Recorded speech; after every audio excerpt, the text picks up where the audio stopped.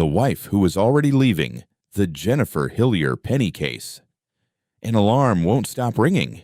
It's 7 in the morning on a street called Husky Drive in a small fishing town at the top of Newfoundland, and a teenage girl is standing frozen in her mother's bedroom doorway, listening to a phone buzz itself out on the nightstand. The bed hasn't been slept in. The purse is sitting exactly where it always sits. The coat is still on its hook. The shoes are lined up by the door. The passport is in the drawer. The car is parked in the driveway with the keys still in it. Every single object a woman would need to walk out on her own life is still sitting right there, untouched. The only thing missing is the woman herself.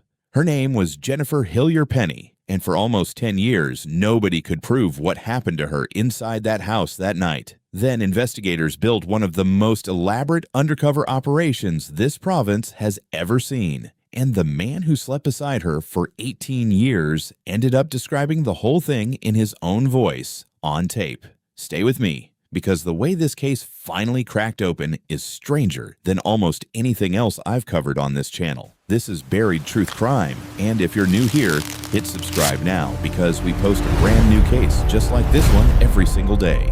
Jennifer Hillier was born on the 28th of December, 1977, in a tiny coastal community called Saint Lunaire, Griquet, tucked into Newfoundland's Great Northern Peninsula. It's the kind of place where the ocean is never more than a few minutes from your front door, and where families have lived on the same stretch of coastline for generations. She was one of 7 children, raised by her father, Alan, in a household people describe as close and warm. She had blonde hair, green eyes, and a slight limp left over from a childhood illness nobody outside the family ever really discussed. It was the kind of detail people stopped noticing after a while because it was just Jennifer. She met Dean Penney in high school in that same small town, and the two of them never really drifted apart after that. Eventually, they moved about 20 kilometers away to St. Anthony, a slightly bigger regional hub of only a few thousand people, and built a life there. They got married. They had 2 daughters, Marina and Dina. They bought a house on a street called Husky Drive. Jennifer went to work at the local hospital. Dean fished for a living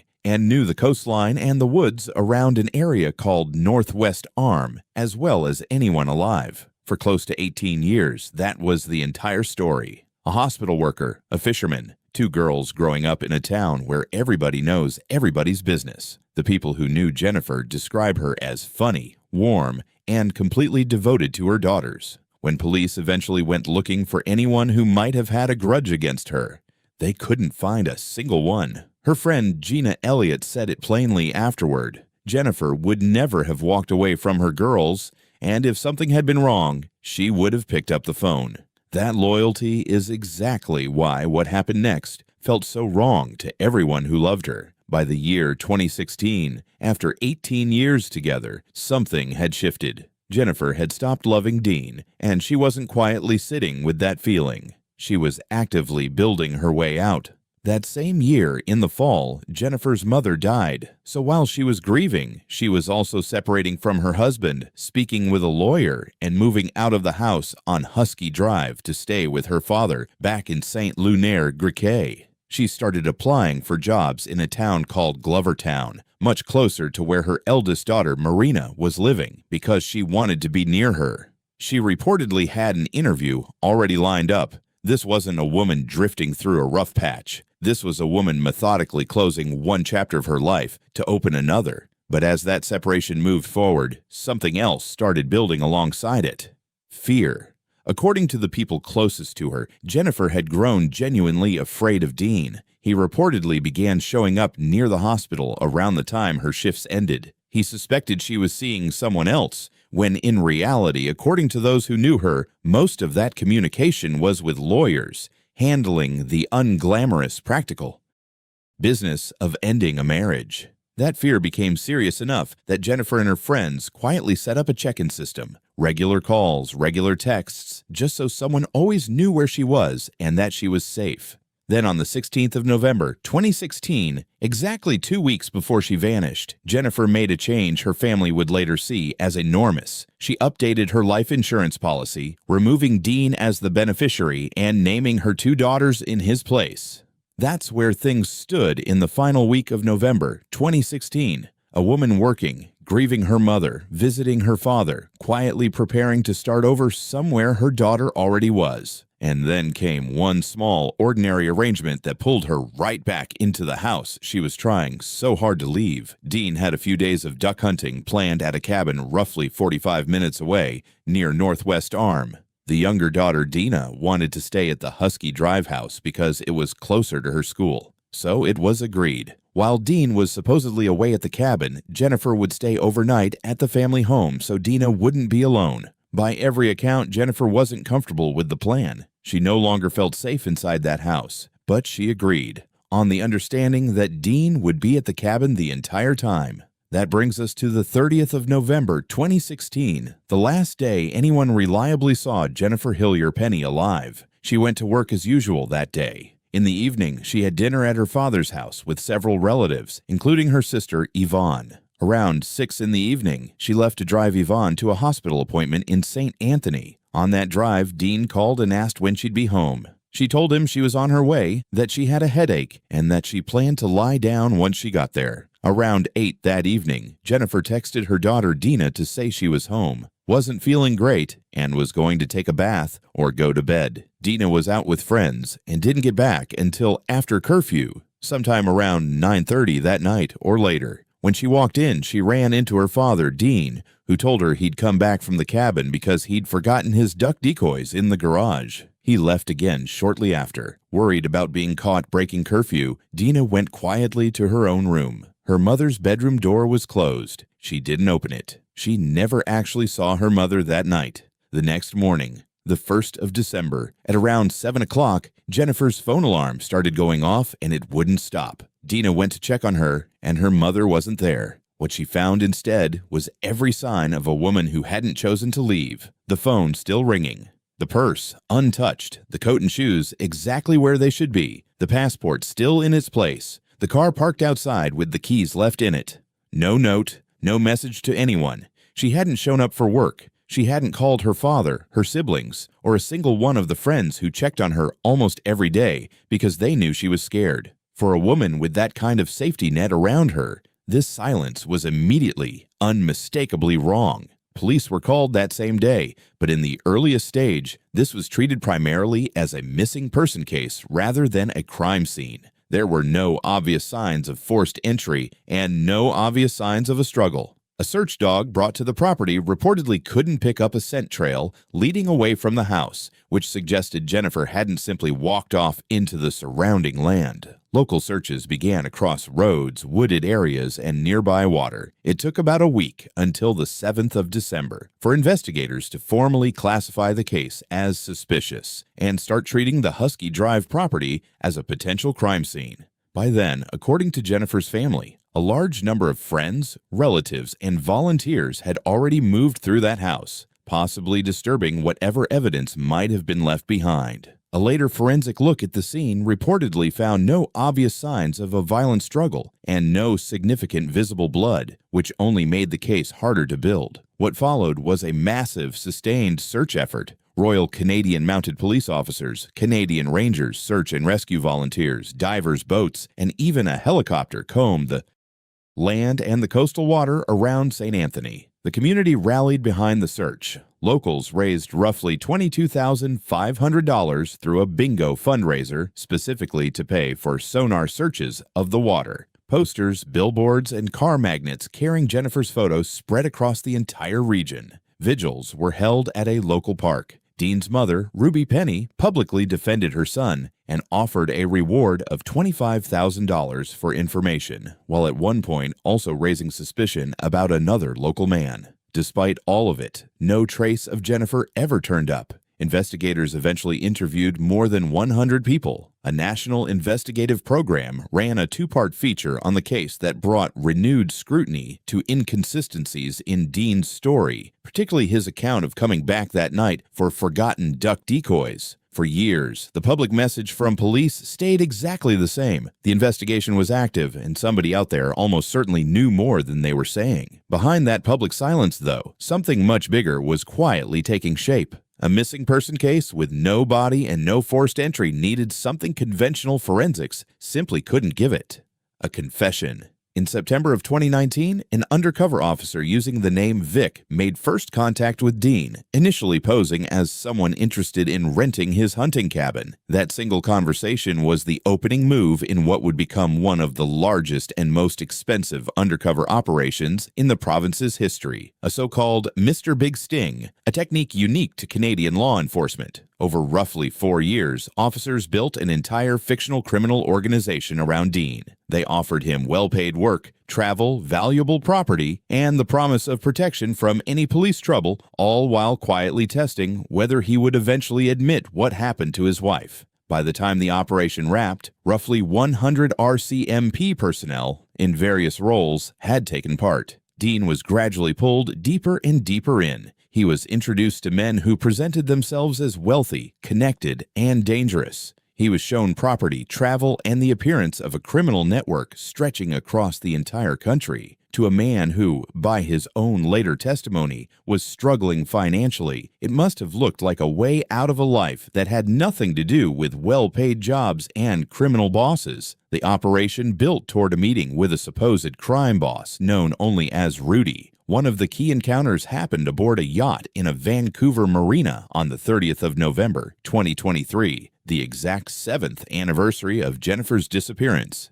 Dean, believing he was being considered for a lucrative job as a yacht captain, was confronted during that meeting with a fabricated document suggesting police were about to arrest him, and was told that telling Rudy the truth was the only way the organization could protect him. That night, after hours of conversation, Dean gave his first detailed account of what happened to Jennifer. He said he had gone into the Husky Drive house that night to grab his duck decoys, that Jennifer woke up, that the two of them ended up near the stairs by the garage, and that he pushed her, causing her to fall and hit her head. He said he checked for a pulse, believed she was dead, and then described cleaning up, wrapping her body, and hiding it inside a duck decoy bag. He said he deliberately stopped at a gas station later that night so the security cameras would make his drive back toward the cabin look ordinary. He described taking her out to the water near Northwest Arm and putting her into the ocean in an area roughly 80 to 100 feet deep. In a later recorded conversation, the account got worse.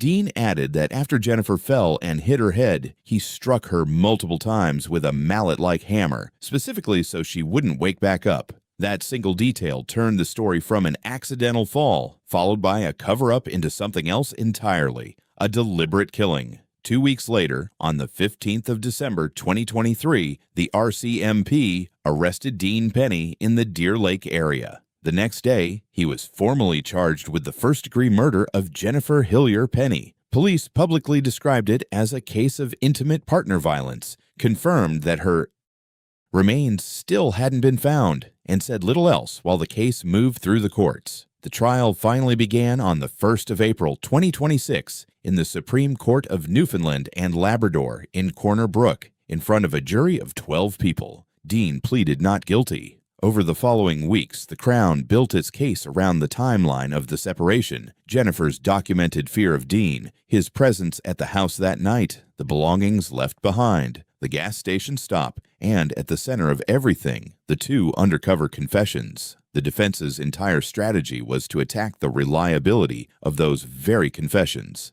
Dean took the stand in his own defense and testified that he had never killed Jennifer, that everything he told the undercover crime boss was invented, a desperate performance by a financially struggling man who believed his freedom and a small fortune depended on giving Rudy's organization a story dramatic enough to be believed. His lawyers also pointed the jury toward another local man as an alternate suspect, though that man's family strongly denied any involvement, and he had died before the trial, unable to respond to the allegation himself. The jury also heard from Jennifer's eldest daughter, Marina, who testified that her mother had been planning to move away from St. Anthony and had told her she was afraid of her father, though Marina was clear that she had never personally witnessed physical violence between her parents. A neighbor testified that Dean had made an unsettling comment weeks before the disappearance, suggesting Jennifer would vanish and her family would be left with nothing. Testimony the defense pushed back on hard, questioning the witness's memory and credibility on the stand.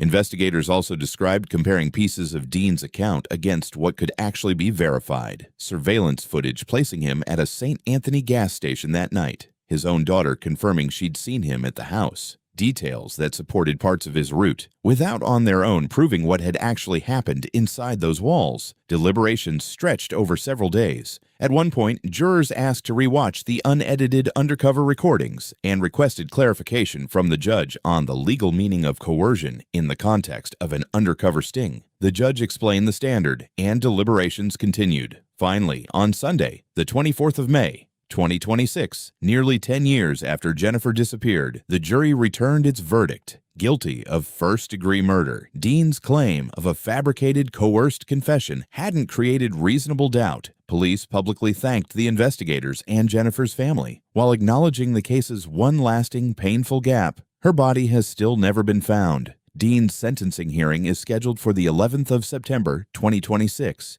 In Corner Brook, where Jennifer's family is expected to deliver victim impact statements. Under Canadian law, a first-degree murder conviction carries a mandatory life sentence, with no chance to even apply for parole for 25 years. And even then, eligibility to apply is not a guarantee of release. As of now, no appeal has been publicly filed. What makes this case so unusual forensically is what investigators never had. There was no visible blood at the scene consistent with a violent struggle. No confirmed murder weapon was ever recovered. And almost 10 years later, there is still no body. Preliminary testing in the garage raised questions about possible stains, but it never conclusively confirmed blood. Jennifer's DNA was reportedly detected there, but she lived in that house and used that garage regularly, so its evidentiary weight was limited. In a case like this, conventional physical evidence simply couldn't carry the prosecution on its own.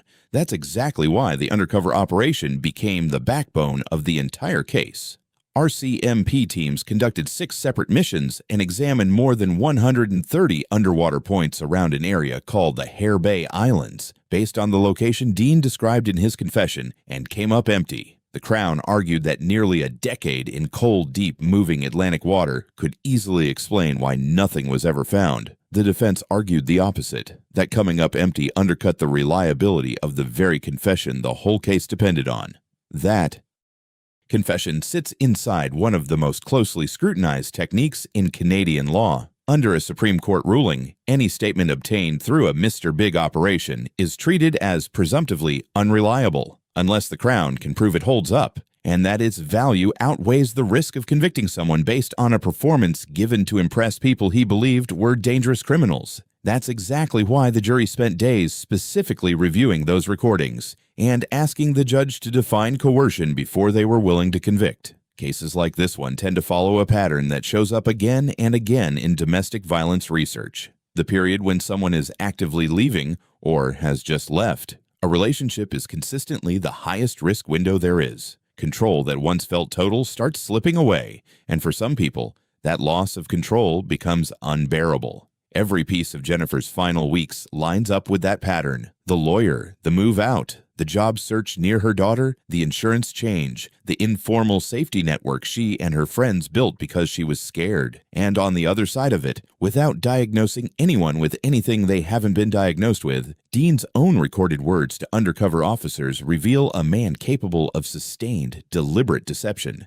not just on the night in question, but for years afterward, maintaining a public posture of innocence, letting his own mother fundraise and campaign on his behalf, while privately telling a very different story to men he believed were criminals. That gap between the public performance and the private account is part of what made his claim that the confession itself was just another performance such a difficult sell to a jury. If there's one thing worth sitting with from this case, it's this. Jennifer didn't disappear during a moment of hesitation or doubt. She disappeared while she was actively, methodically building her way out. And what's most unsettling is how ordinary that last night looked from the inside. A husband forgetting his hunting decoys. A daughter tiptoeing to bed so she wouldn't get caught missing curfew. Nobody in that house had any reason to think it was the last night. If you've ever had that quiet, nagging feeling that someone in your life isn't safe to be around, this case is a reminder of how seriously that feeling deserves to be taken, and how even a support system, even a plan, isn't always enough.